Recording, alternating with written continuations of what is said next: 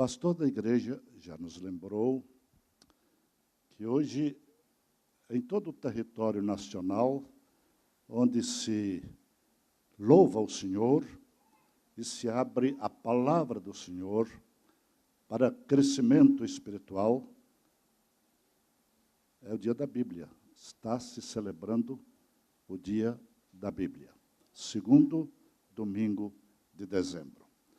E este é um dia muito caro aos nossos corações, porque se não fosse a palavra de Deus, queridos, não haveria fé, não haveria igreja, não haveria Igreja Presbiteriana de Brasília, não estaríamos aqui. É a palavra de Deus.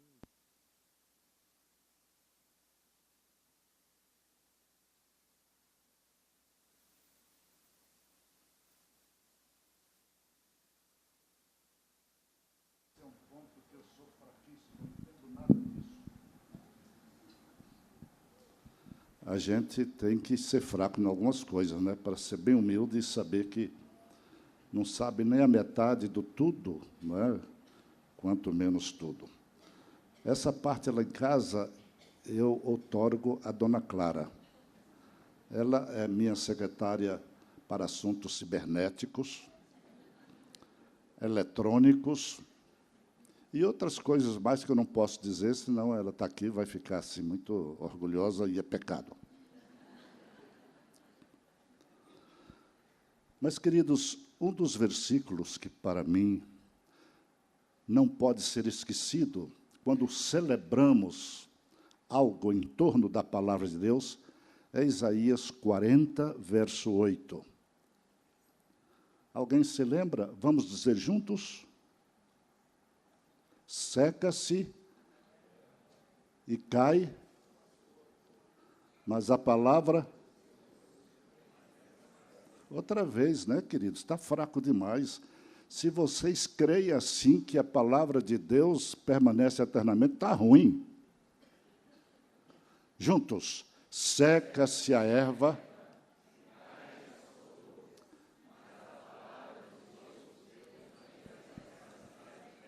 Eternamente. Amém, queridos? Por isso estamos aqui. É porque a palavra de Deus permaneceu através dos séculos, em que pese todas as circunstâncias adversas, todas as perseguições, todas as proibições de que se lesse a palavra de Deus, até fogueiras de Bíblias eu já vi acontecer lá no interior da Bahia, e lá pelo Nordeste, pelo Ceará, isso aconteceu durante muito tempo. Mas a palavra de Deus chegou até nós, e nós a temos aqui diante de nós. Mas isso não é importante. Meus esboços estão caindo tudo hoje. Obrigado, querido. Obrigado, obrigado. Bom secretário, eu vou contratá-lo.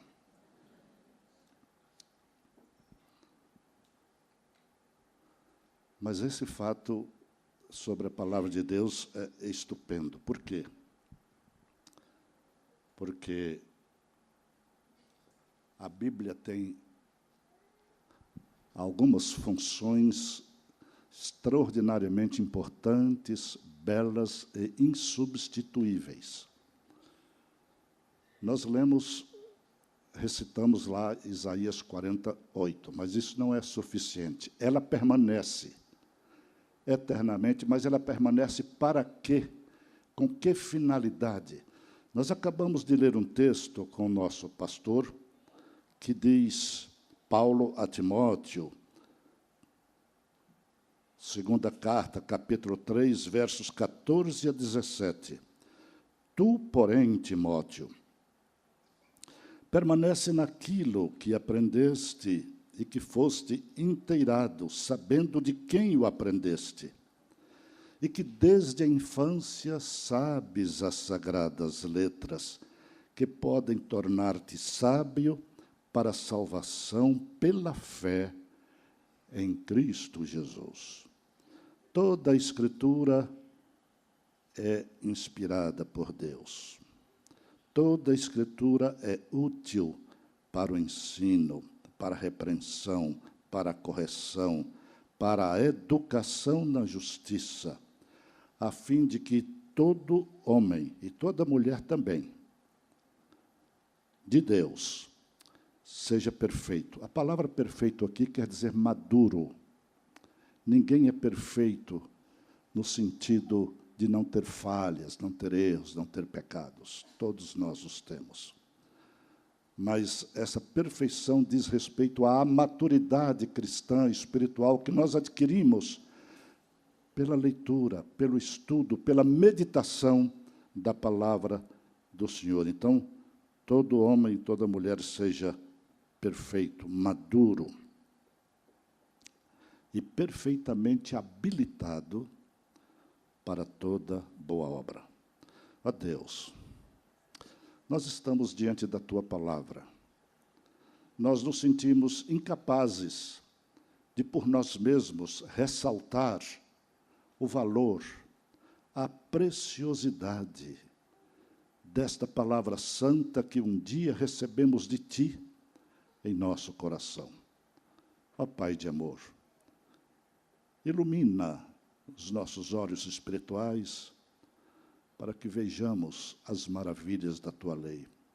Abre de par em par os nossos corações para que recebamos esta palavra que nos edifica, que nos aperfeiçoa, que nos amadurece e que nos prepara para sermos discípulos de Jesus Cristo, mais fiéis, mais corajosos, mais prontos para Te servir e servir aqueles que estão ao nosso derredor. Ó Deus amado, faz isto nesta hora, em nome de Jesus. Amém.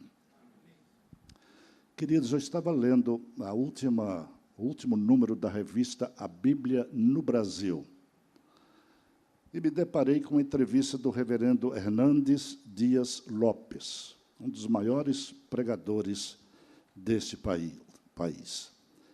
E nessa entrevista ele estava dizendo que a Sociedade Bíblica do Brasil tem desempenhado um importante papel no sentido de oferecer ao povo brasileiro o mais importante livro da história,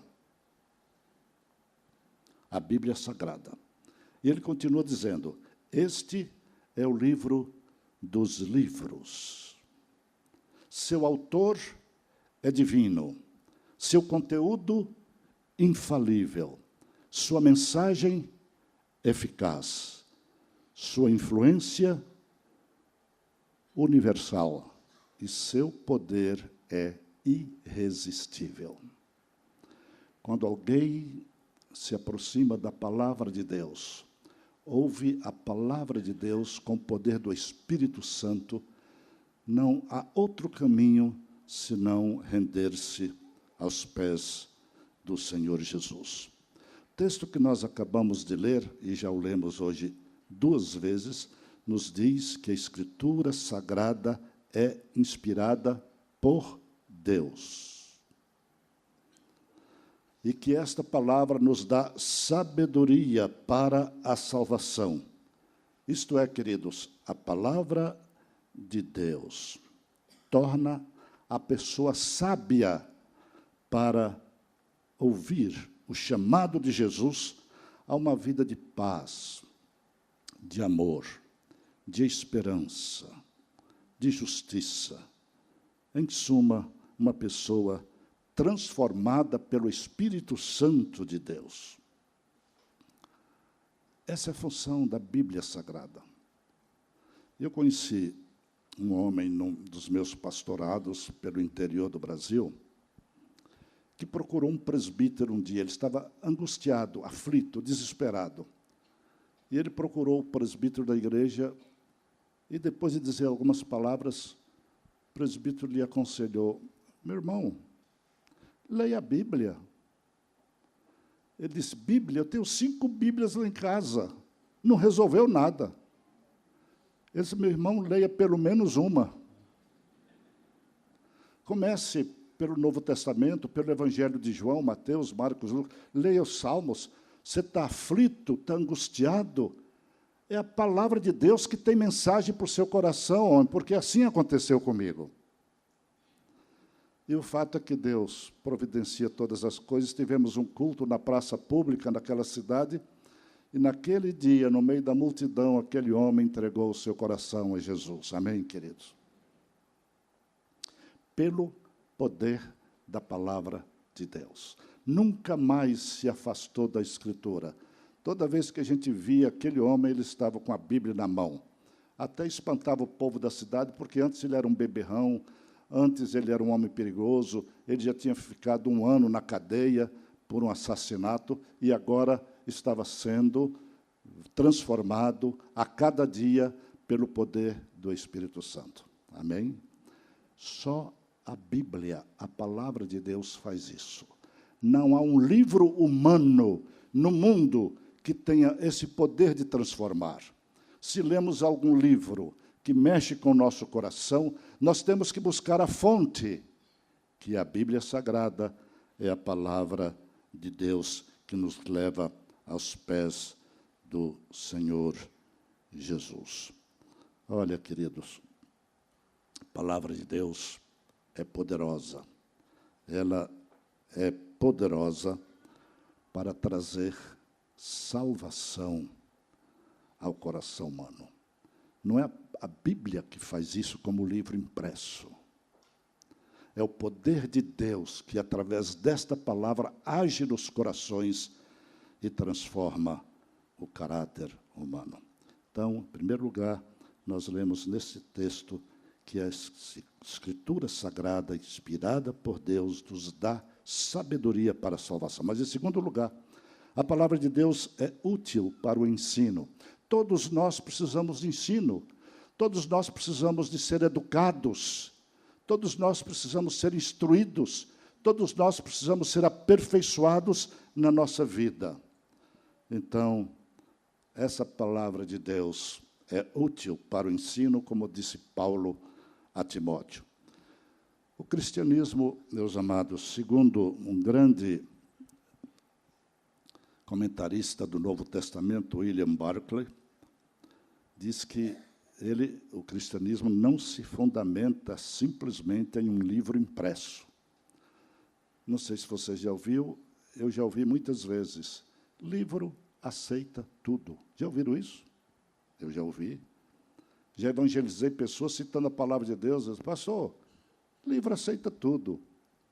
Eu disse, o problema é que você não sabe o conteúdo desse livro. Esse livro só aceitou aquilo que foi revelado pelo Espírito Santo de Deus, porque ela é a palavra de Deus revelada.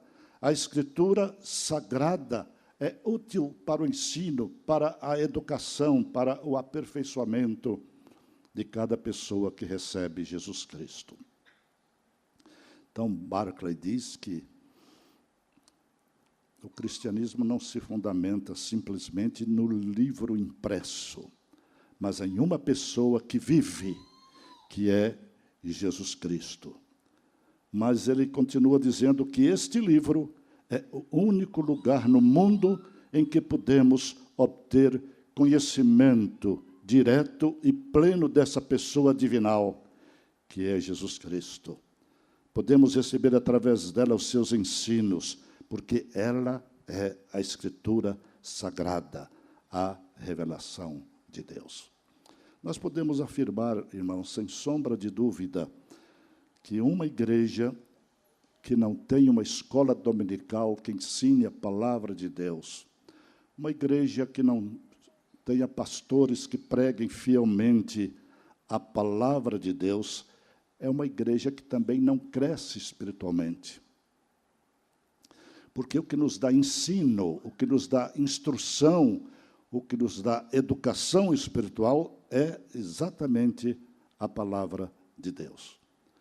Mas, paralelamente à igreja, nós podemos afirmar, sem sombra de dúvida, que também na família, onde não se lê, onde não se medita, onde não se ensina a palavra de Deus aos filhos, esses meninos vão crescer sem estar preparados para enfrentar o mundo, com todos os seus desafios, com todos os seus perigos.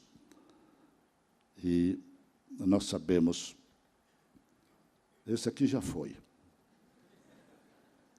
Ainda bem. Obrigado, querido. Eu vou contratar o reverendo Weber Sérgio. Aliás, é ele que está me contratando. Já me contratou, por isso que eu estou aqui.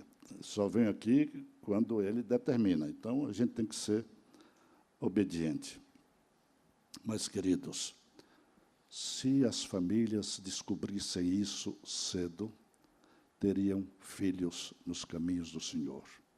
Não estariam chorando a perda de seus filhos para o mundo, para as drogas, para a imoralidade, para a corrupção. O desconhecimento da palavra de Deus é um pecado terrível que nós cometemos, se o cometemos, em relação aos nossos filhos. Dou graças a Deus, porque eu aprendi as primeiras letras aos 4, 5, 6 anos de idade, com uma professora e diretora e mãe de criação, Rosa Magalhães, que, ao lado da cartilha do livro ali, estava a Bíblia.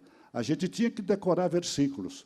As pessoas falam, pastor, mas você tem uma boa memória. Tem nada, eu devia ter muito melhor. Porque as oportunidades que eu tive de ler a Bíblia, de aprender versículos na Bíblia, foram oportunidades extraordinárias, que nem todo mundo tem. Mas eu dou graças a Deus por isso. Eu diria, querido, se a Bíblia é a nossa única regra de fé e prática, se ela não é lida por nós e nem ensinada aos nossos filhos, onde nós vamos encontrar orientação para a nossa vida cristã?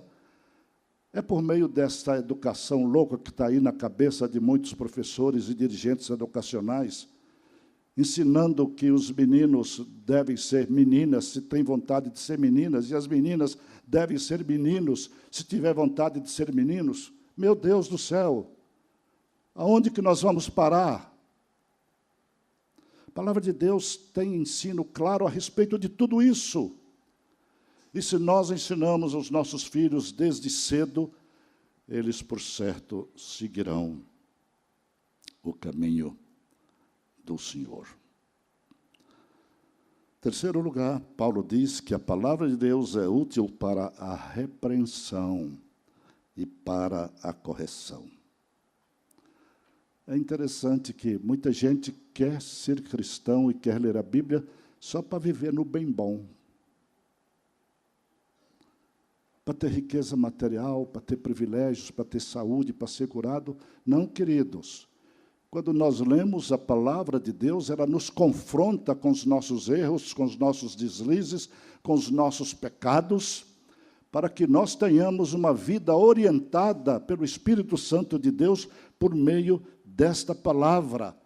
Ela é, sim, regra única de fé e prática, mas ela precisa nos ensinar e nos repreender para que a nossa vida seja correta diante de Deus, na igreja e no mundo onde nós nos encontramos. O salmista diz, eu guardo a tua palavra no meu coração para não pecar contra ti. Guardo a tua palavra no meu coração para eu não pecar contra ti. Salmo 119, 11. Em quarto lugar, queridos, a palavra de Deus é útil para a educação na justiça, a fim de que estejamos preparados para toda boa obra. Olha como é completa. Nós precisamos ser educados na justiça de Deus. Precisamos ser instruídos para praticarmos as boas obras, que não salvam, porque quem nos salva é Jesus Cristo por meio da sua graça maravilhosa. Mas as boas obras são consequência, são resultado da nossa fé em Cristo Jesus, que nos chamou desde a fundação do mundo para sermos bênçãos nas suas mãos. A palavra de Deus não nos ensina a viver egoisticamente. Nós não somos salvos para desfrutar sozinhos e egoisticamente dos privilégios da vida cristã, das bênçãos de Deus. Pelo contrário, queridos, nós somos salvos através de Jesus Cristo, cujo ensino está aqui na sua palavra, para sermos úteis, para sermos servos, para sermos bênçãos na vida de outras pessoas. Diz um comentarista que ninguém é salvo sem que esteja vivamente interessado na salvação de outras pessoas. A gente não pode comer o bolo sozinho, faz mal. Temos que repartir com outros as bênçãos que nós temos recebido. Se a palavra de Deus não nos ensina a amar, se a palavra de Deus não nos ensina a distribuir com outros os privilégios que nós recebemos do Senhor, se a palavra de Deus não me incomoda pelo fato de haver gente completamente desnorteada ao meu redor e eu não falo nada, não digo nada, será que eu experimentei de fato e de verdade esta salvação? Será que eu tenho o amor de Cristo no meu coração? Será que eu vivo na presença do Senhor? Será que eu oro? Será que eu leio e medito neste livro que me ensina que quando eu recebo algo do Senhor, eu devo compartilhar com aqueles que estão ao meu derredor? Um irmão me contou, nessa semana que passou, que ele foi colega lá de um senhor que só depois ele soube que era membro de uma igreja. Nunca lhe falou de Jesus. Nunca o convidou para ir a uma igreja e ouvir a palavra de Deus. Mas um dia ele se converteu. Foi a uma igreja, ouviu a palavra de Deus, se converteu, e voltou e foi contar isso para o colega. Ele disse, não, eu também sou crente, sou membro da igreja. Ele disse, meu irmão, você é crente, membro de uma igreja evangélica? Nunca me disse. Você me deixou ficar aqui esse tempo todo na ignorância espiritual? Eu vivendo uma vida de angústia, de desesperança. E agora você vem me dizer que você é crente? Pois, meu irmão, para mim foi um salto enorme. Deus falou tão profundamente no meu coração que eu não quero parar de falar de Jesus. E realmente, esse irmão tem sido uma bênção. Ele disse, eu perdi tanto tempo sem paz, sem alegria, sem a esperança da salvação. Mas agora, ele disse, graças a Deus,